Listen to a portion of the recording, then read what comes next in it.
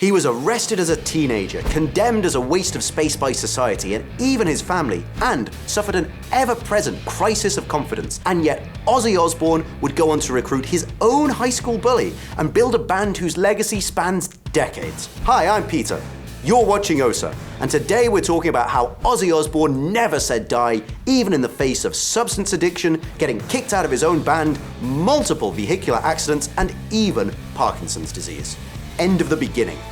As you might have guessed from hearing Ozzy was a dropout, his early life wasn't exactly sunshine and roses, but this feeling of post-war disaffection would only go on to fuel his fame. Still, the future star was bullied and eventually forced to leave school because his family had so little money. This made young Mr. Osbourne resilient though, as he had to try and make his own way in the world before he had even turned 18. So did that mean he knuckled down and found a decent job? Nah, that's not really Ozzy's style. After suffering a number of menial jobs, he decided to put some action in his life by turning to petty crime. His career as a master criminal was a total disaster though, and the teenage Ozzy found himself in the nick for burglary after an ill-fated attempt to impress some local hoodlums. After a brief spell of being remanded at Her Majesty's pleasure, that's a prison for you Yanks out there, Ozzy felt he'd tried his hand at nearly everything except music. Fancying himself a vocalist and armed with a PA and a microphone his father had given Ozzy for his 18th birthday, Osbourne put out an ad that simply read,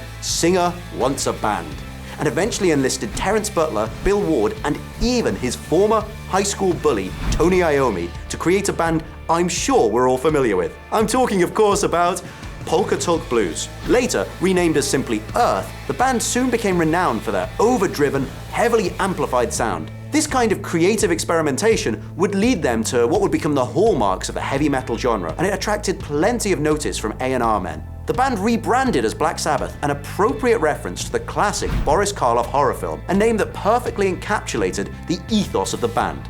And the rest was history. Hard Road.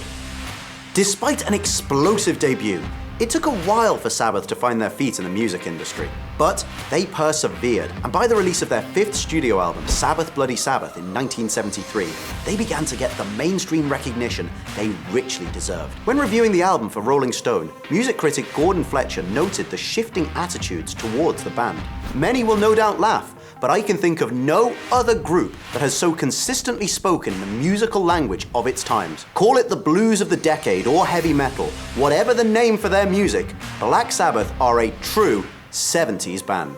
But while Gordon Fletcher was making the case for Sabbath taking up the universal themes of this quintessential genre, Ozzy was living his own version of the blues. Success and fame were dogged by drug and alcohol abuse, affecting his relationships with his wife and kids. Back in 1971, Osbourne met his wife Thelma working as a waitress at the Rum Runner nightclub in Birmingham, and the two were soon married later that year, with Ozzy adopting her son Elliot into the bargain. Kids Jessica and Louis soon followed, but they were far from a happy family. Osbourne would go on to later refer to this first marriage as a terrible mistake. Touring with the band, Osbourne became an absentee father, and the rock and roll lifestyle inevitably had its own impact on his family life. Osbourne would even admit his failings to son Jack Osbourne in his documentary God Bless Ozzy Osbourne, that he struggles to even remember Louis or Jessica's birth. Party with the Animals.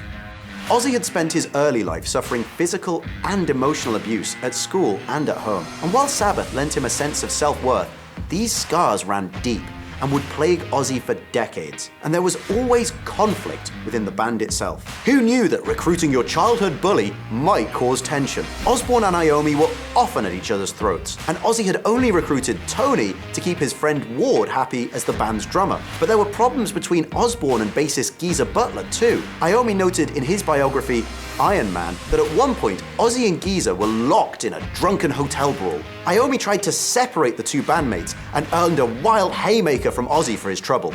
In the end, according to Iommi, I had to respond by knocking Osbourne unconscious with one punch to the jaw. Road to Nowhere.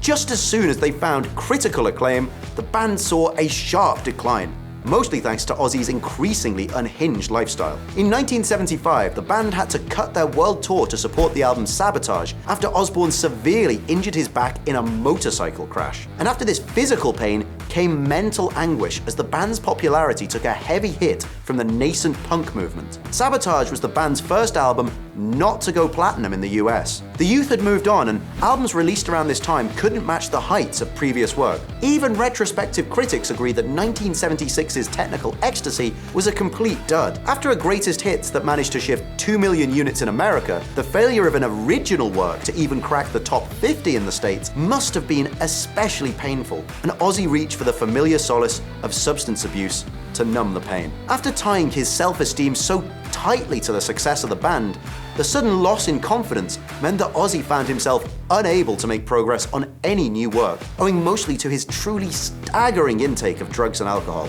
Even compared to the rest of the hard-rocking crew, Osbourne was on a totally different level altogether, according to Iommi. The band limped through the album Never Say Die, and then found themselves being upstaged on their own tour by their upstart openers, Van Halen. And when fans are leaving before the headliners take the stage, well, you know you're in trouble. Killing yourself to live. Trying to piece themselves back together, Sabbath rented a house in Bel Air and tried to come up with something fresh. The garage became their studio, and they spent nearly an entire year in a messy attempt to get it together. Things got even worse when, as soon as the band felt they were starting to make a breakthrough, Ozzy cracked under the pressure and disappeared for over a month. Without the nucleus of the band's founder, they floundered, taking this as an opportunity to get even more wasted. Well, all except Geezer Butler, that is, who had sworn off substances in 1976. It was Butler who first broached the idea that the band could manage without Osbourne, and it became difficult to argue against him, especially when Ozzy finally returned to the house, too trashed to sing and unwilling to offer even the slightest attempted input on the band's new material. In the end, it was Ward who was picked to break the bad news to Ozzy. At Tony Iommi's urging, he let Osbourne know that as of the 27th of April 1979, he was no longer welcome in the band. The idea was that Ward would break it to Ozzy gently, but to Ward's recollection, a few shots of Dutch courage had the absolute opposite effect. I might not have been professional, actually. When I'm drunk, I'm horrid. I am horrible. While ditching Ozzy was a difficult decision, the frontman had to go if Black Sabbath wanted to survive. All of this left Ozzy feeling like he'd been stabbed in the back. When I was falling apart, the other members of Black Sabbath should have stuck by me instead of kicking me to the curb, especially since they themselves weren't exactly sober. And it was the hypocrisy of his bandmates that especially rankled for Osbourne. We were four blokes who'd grown up together a few streets apart. We were like family, like brothers. If you're stoned and I'm stoned and you're telling me that I'm fired because I'm stoned, how can that be? Because I'm slightly more stoned than you are? I don't want to stop. It all culminated in a spiral of shame, and Osbourne needed no excuse to indulge in self-destruction. He barricaded himself in a series of hotel rooms, just ramping up the very substance abuse that had caused the dissolution of his beloved band. For weeks and weeks, he was stuck in this vicious cycle, and it was only Sharon Osbourne, daughter of Sabbath manager Don Arden, who managed to bring him out of it. This was especially ironic as it was Sharon herself who suggested that in order to salvage Black Sabbath, Don should enlist Rainbow lead singer Ronnie James Dio instead of continuing to pursue Ozzy. But it was Sharon who would go on to be Ozzy's savior, and it was her support that finally helped the rock star to get clean. And as Ozzy sang about this time in Under the Graveyard, I don't want to be my enemy. My misery owns me now. I ain't living this lie no more.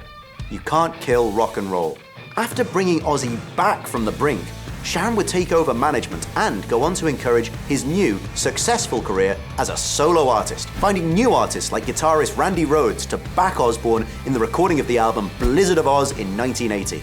With Blizzard's single Crazy Train, Ozzy was back on top and, more importantly, back in the charts, with both this outing and follow-up Diary of a Madman going multi-platinum. Osbourne, of course, married manager Sharon Osbourne on the 4th of July, 1982. And it turns out that Ozzy's choice of date for the wedding was a canny one, as he has since confessed that he chose America's Independence Day so that he could never forget their anniversary. Smart move, Mr. Osbourne. And over the next 3 years, the couple would go on to have 3 children. Amy, born in 1983, followed by Kelly in 1984, and Jack in 1985. Accompanied by his wife and kids, Ozzy would go on to achieve a kind of pop culture immortality that reinvigorated interest in his life and music. In 2002, the whole family, with only one notable exception, would go on to star in one of reality TV's first true mega hits, The Osbournes. Viewers were treated to an intimate, behind-the-scenes insight into Osbourne's family life, reveling in the antics of Ozzy, Sharon, Jack,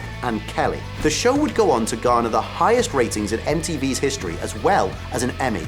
But what about that exception that I mentioned? Amy declined to join in on what she saw as crass exploitation. While the series followed some truly harrowing events in the life of the family, like Sharon grappling with cancer and Ozzy suffering after a quad bike accident, Amy found it all somewhat tasteless. And as a result, she was edited out or just simply dropped from any family scenes or photos on the show. And it's hard to blame her, with Jack and Kelly both admitting later on the aspects of the show that were staged, and that over the course of filming, they struggled with demons of their own, like addictions to prescription pills and dark bouts of deep depression. Things would also go on to get rocky between Ozzy and Sharon, with affairs and relapses as the singer and his wife struggled with the renewed public scrutiny of their return to fame. But through it all, the couple couldn't help finding each other again and again. And it would also be a period of renewed productivity for the rock star, with Ozzy penning an autobiography and even getting the original Black Sabbath back together in 2011 for a world tour and some critically acclaimed new music. And he's an artist that keeps pushing boundaries. Just last year, inspired by an unlikely recent collaboration with none other than Post Malone of all people, Ozzy released his first new song in 9 years, Under the Graveyard. This was yet another turning point for Ozzy, a self-reflective exploration of the root causes for his insecurities, the hurt he has caused, and the near dissolution of his career, his marriage, and even his life to drugs and alcohol. Hell of a life. But there's another twist in the tale when it comes to Ozzy Osbourne. In a recent interview with Good Morning America, the aging rocker revealed that he was suffering from Parkinson's disease, a neurodegenerative disorder for which there is currently no cure. But the millions Ozzy could throw at treatment were no comfort for the star, and not forgetting his roots as a poor kid back in Birmingham, England, Osbourne said he intends to start a foundation to help those less fortunate access treatment too. I feel better now that I've owned up to the fact that I have a case of Parkinson's. I just hope the fans hang on, and they're there for me because I need them. They're my heir. Well, never fear, Ozzy. If there's one thing you've proven over a turbulent career and an even more tumultuous life, it's that nothing so far has stopped you yet. So the fans will be ready whenever you are to do it all over again, one more time. We hope you've enjoyed this deep dive into the life and times of one of music's most notorious celebs. And if you want to see us do a deep dive on any other stars, let us know in the comments. And, as always, stay awesome.